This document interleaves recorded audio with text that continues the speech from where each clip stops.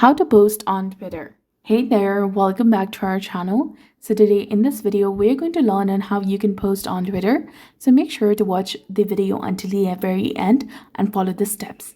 First, you need to go ahead and open the Twitter or X application on your mobile device. Make sure that it is installed with its latest version. Go ahead and sign in or log into your account.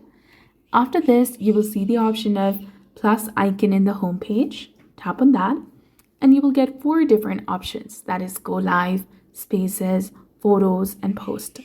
Tap on the post option. Now this will take you to the new page. Now in this page you can go ahead and create anything you like. Just type anything that you want to post, something depending upon what else you want to share in your account. You can also choose to add photo from your gallery, add different GIS, or even create a poll.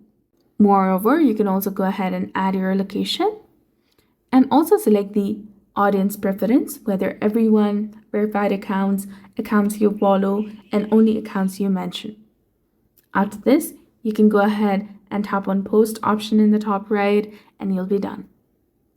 So that's how you can go ahead and post on Twitter. So if you found this guide helpful, please like, share, and subscribe.